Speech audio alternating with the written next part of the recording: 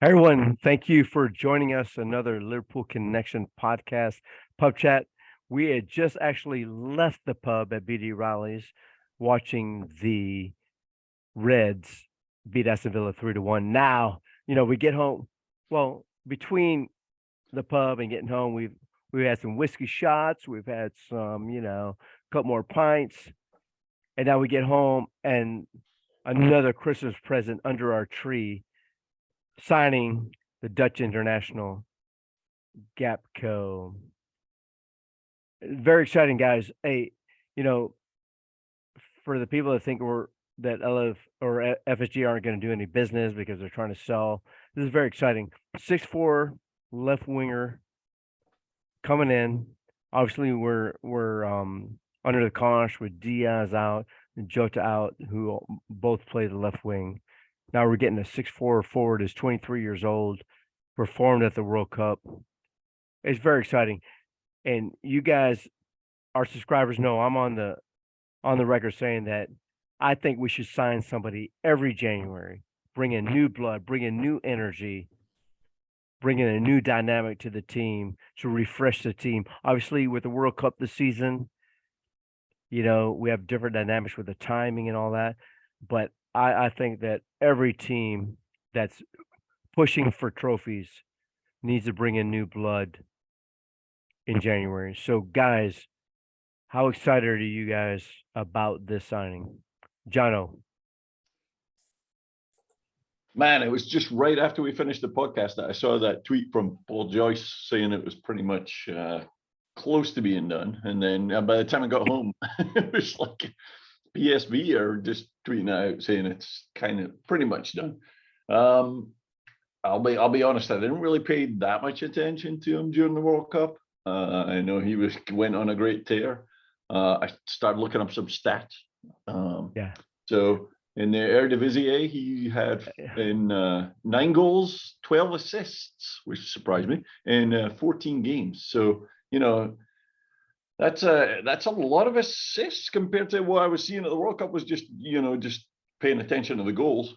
Well, Jono and Glenn, for our viewers and listeners in the UK, they probably didn't see him that often in the World Cup. But for the American viewers, we saw him in the knockout stages, right? He tormented the United States back line. Obviously, a target for them. But I want to say that, at 6'4", 23 years old, this just brings another element to this kind of a restructuring of Klopp's team. Now, to add to Nunez up top and add to, bring in him, a 6'4" person with a 6'2" Nunez. It'll be exciting. What think you, Glenn? Yeah, I'm absolutely buzzing about it. I seen him. I seen him in the World Cup. Probably like you lads have, and not really seen him before that for PSV. I'm not gonna lie, but I just think he's really clever, and he's got something that's just a bit different. As in, he's a big, powerful runner. He's quick, scores goals, and can also play in different positions as well. So like, he's played through the middle a little bit for the Dutch as well. And I know he can play on either side. I know he prefers to be on the left. And then can also play a little bit deeper as a 10. And I know we don't really play a 10, but having another player that can play in that front three positions. I think if Diaz doesn't get the injury, we probably don't do it. Because we've got the 5 there. And I'm thinking that Diaz is probably not going to come back now until probably April, maybe early April, very end of March. And we need one more player. We can't go that long. I mean, we're talking now that we've got Nunez and Salah basically. So now having that one more player in, and then also Firmino might not continue next year as well. So I think we're just getting ahead. It reminds us a lot of the Diaz one last season, where you might not have done it now. You might have loved to do it in the summer, but the circumstances that have gone on, there's been massive rumblings about Man United going in for him as well, similar to how what Tottenham did with Diaz. and we just seem to have gone and gone and stolen as well. So it's absolutely brilliant news. I do love these transfers where just suddenly it reminds me of, ones in the past, Diaz and Salah and stuff, where it's like suddenly just out of nowhere, like boom. And by the time we see the first kind of rumors about it, right, proper rumors from a proper journalist about, there's obviously rumors all World Cup about pretty much every player who has a good game. There's a link to Liverpool, but I ignore those. Most of those are garbage, right? Yeah. But the first real serious thing we hear from Joyce, and then like 30 minutes later, it's like done, or pretty much done. Well, you remember, Fabinho was actually the same, right? Yeah. Who had heard of Fabinho until we signed him, right? I mean, obviously, if you watch Monaco, you would have heard him, but I mean, no one knew we were even linked to him at that point when we signed him. But it's interesting to me, Glenn. You picked up a point where signing like last season, Diaz was the replacement for Mane while we still had Mane, and people think that Nunez was the replacement for Mane, but no, it really was Diaz, because obviously now hindsight, we knew that Mane wanted to leave, right? And so bringing in GAKPO, playing on that left side, in Klopp wanting, it seems like he wants Nunez to run through the middle, right? So, I 23 years old, he's going to be on 37 million pound transfer, not not a small transfer fee, but not the largest, you know what I mean? We spent a lot more for other players, but it re-energizes the team, and it kind of flies in the face of people that think that we're not going to buy anybody in January without selling people, and we still may sell people, right? The window's not even open until next week, but it adds another dynamic, right? It adds some more height in the front. We obviously have the best fullback slash wingers in the league with Trent and Robbo, putting those crosses in. Now, do you feel that with this signing, how positive it is? This is just like a sign of intention, or is there a sign of like we are preempting a move for the summer to sell somebody else? I don't think it's necessarily that. I think I reckon there's a few things, and I think going back to sort of the Diaz thing was, we probably really liked them. We probably really liked them to maybe come in the summer. The Diaz injury has been a big thing. He's heavily linked to go to Man United, and similar to Diaz last year, he was massively close to going to Tottenham, we believe. So they probably thought, well, go in now, get him now, because we're going to be going and getting him in the summer. Either we don't get him, or we're going to have to be going in the summer and probably get him more. I imagine Bobby's going to go. So I think there's that. I think it's more that really than anything. It is interesting though, isn't it? Because there's been so much talk about midfielders and Bellingham and the other fella, Fernandez, is it? And somebody talks about Liverpool needing a midfielder, and then we go and sign a forward. We sign like a forward player. So I wonder if that means now that any type of midfielder will be in the summer now, and we won't see anyone else coming in January. But let's take stock of the team, say in March, right? Say we get through Real Madrid at the middle of March. We go to the next round. We have Jota back. We have Diaz back. So we have Nunez and Salah, right? And Bobby will be there. Then we have GAKPO. So there's 6 forward players, and I'll be really honest with you, man. I would stack those 6 against any other team in the world at this point, right? And you can't play 6 forwards, obviously. So does Klopp change the style, or does GAKPO just come in as the left-sided forward who cuts in on his right and leaving Nunez in the middle, and then Salah on the right-hand side? But Wilson, what you've got to remember is, at the start of the season, Liverpool started with 5 forwards, and you're going, wow, we've got 5 forwards at the start of the season. Now we're looking at it, and granted, Firmino's going to be back in a couple of weeks. Right now we've got 2, so it always changes all the time. Right. So us saying, well, we might have 6 and things like that, that very quickly changes, doesn't it? So Sure. Yeah. I think this Diaz one is probably worse than what we're thinking, because obviously he was out for a while before before the World Cup. So, and then he's going to be out again for another 2 weeks. Like I was saying, I think it's going to be maybe April by the time he gets back. Yeah. Mm-hmm. It's all exciting, isn't it? It really is. I think there's not always, there's different ways to win games, right? And I think at Liverpool we're a little bit used to having these really excellent dynamic midfielders like Steven Gerrard's or Xabi Alonso, and great midfielders. But that's Klopp has built teams around having fairly, let's say, workmanlike midfielders, really good midfielders, but guys whose job it is to cover for fullbacks and cover for forwards, and basically do a lot of work for other guys, carry the waters, as Shankly used to say, right? Guys who carried the piano for the guys who score, right?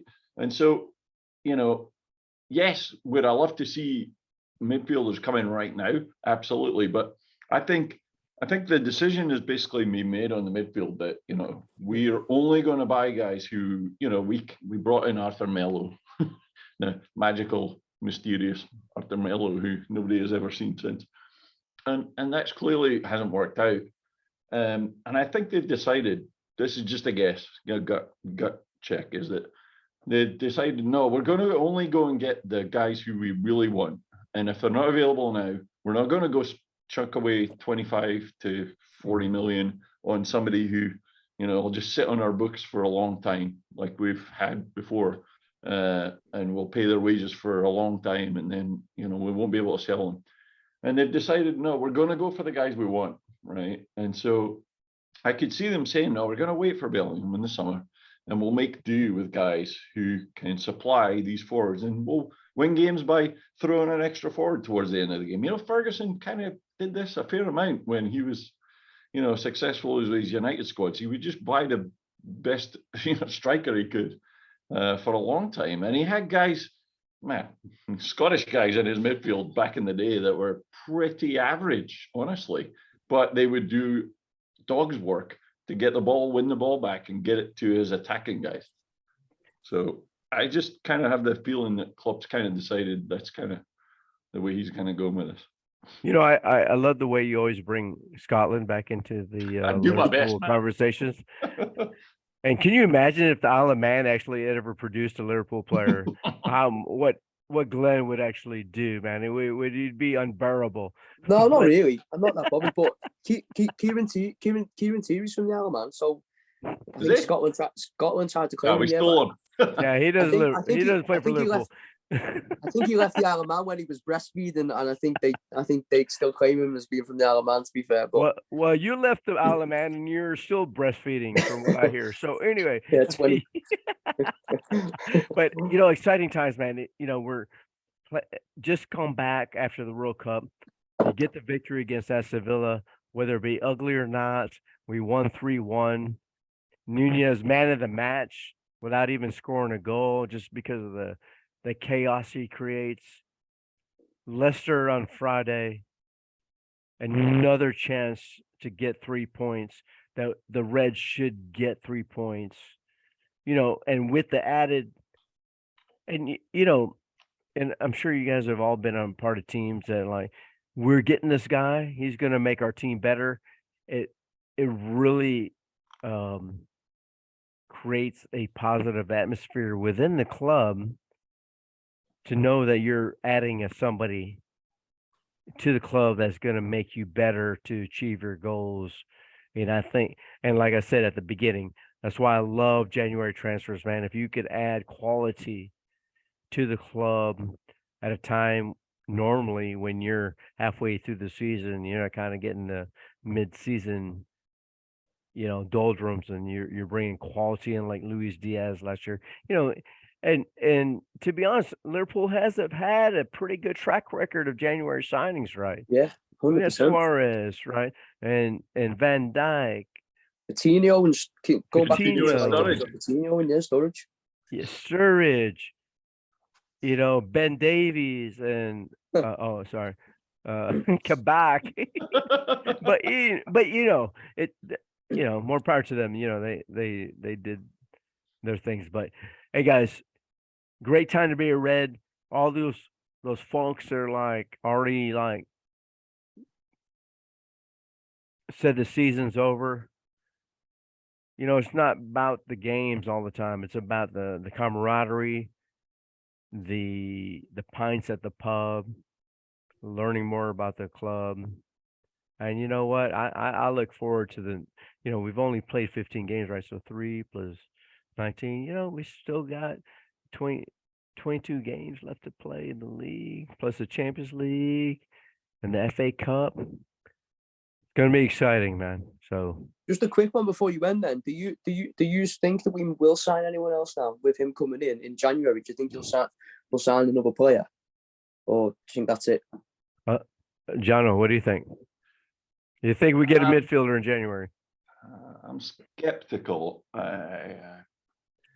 There's a chance, but I honestly think we would wait until, because you bring in GAKPO in now. Now you've got to get another guy to play that in that front left position. That potentially allows you to bring Ox back into the midfield mix, right? And give him some time to kind of readjust. But and now, knock on wood, there's always could be more injuries. But now you've got Henderson, Thiago, Fabinho. You've got Elliott, who's played a ton of minutes, and you know what? Maybe Navigator is going to, Navigator and Ox. You've got a lot of midfielders there now. Yeah, good point, John, because then you could bring Ox back into the midfield. Carvalho, I'm not convinced he's a front three player. He's more of a midfield left, kind of a Coutinho guy on the left-hand side. Keita's back. Obviously, Elliott. Some of those Milner guys will be back in 2 weeks, right? So you have a lot of midfielders there. And some of those guys, they may not be your first choice to, a midfield that you think is going to take Liverpool to the next level in the future or whatever. But that's okay. What we really need is guys to give guys minutes, Hey, and don't forget the Badger. And the Badger. What a goal, man. I'm loving the Badger. The Badger too. So, but like you said, as much as we think we out here say we need a midfield, we need to sign midfielders, I wouldn't put it past Klopp to say I like my midfield right now, and I will trust them till the end of the season. Well, let me ask you a question, because we know that money is not no object, right? We can't just do whatever we want in this club. Well, I mean, for some people like Jono, it's no object. So the question is, like, the question they'll be wrestling with, right, is like, if they really think they can bring in Bellingham and Fernandes, for example, in the summer, if we choose to go spend 30 million, let's say, out of there on some guy who is kind of, decent, but probably not going to be top level at that price. If you bring them in now, and then remember, they're on your books now, so you got to pay them a salary. You got to, if that means that you then can't bring both of the guys in the summer, I'd rather we just try and get by, honestly, and wait. And that's the thing. That's what Liverpool have done, isn't it? Like, going back to the centre-back situation a couple of years ago, where everyone was going mad that we get a centre-back. Well, we've sort of got over the line. You could say we got lucky in some ways, the fact that the goalies headed one in to get us in the Champions League. But we've also then waited, and then we probably got one of the best young centre-backs in the world now, and he could be at Liverpool for the next 10 years. So I totally agree, and I think there's something in that with like I know, like, we sort of take the piss out of the Melo thing and stuff like that. Like, let's be honest, we signed him very, very late in the January window because people got injured and we just sort of needed a body. Obviously it's gone terribly wrong because, he's seems to be more injury prone than bloody. Navigator. Yeah, but Oh, I think that fuck, I think Curtis there's something. Jones now, yeah. I think there's something in that, in the fact that, well, let's not go and sign someone who's a stopgap or someone like that. Let's just wait, and then wait until, because we obviously, like, there's a big thing about Tuchemeni that we really, really, really wanted Tuchemeni, and then he decided to go to Real Madrid, which, fair enough. If you're deciding to go to Real Madrid, it's, you know, it is what it is, isn't it? But if we're waiting for an absolute belter, and he is a belter, then like, I'm all right with that in some ways. And if that means that it puts us back for that one season, or puts us back a couple months, then so be it. Then going and signing someone like Tielemans, for example, for 40 million, you sign Tielemans, and he might be okay for 6 months or a year, but, you know, in 4 years' time, he's still, or 3 years' time, he's on 150, 170 grand a week, and you can't get him off your budget, and he's crap. Do you know what I mean? And that's one thing that we've done really well. But anyway, it's a day to be excited, isn't it? The Reds have won. We've got a 6'4" freaking Adonis. Love it. Absolutely brilliant. Yeah. So yeah, very exciting day to beat the Reds. You know, 3 points in the bag, and we're looking forward to the next match against Leicester City. But whenever there's transfer news, you know, we have to talk about it. So thank you guys for all subscribing to our channel. If you're not a subscriber, subscribe, put the like, get the notifications, because we have content coming out all the time. You just never know what's going to come out. Glenn may have a podcast in the middle of the night, and he wants you guys to know what he's thinking. So thank you guys. Cheers. Up the Reds.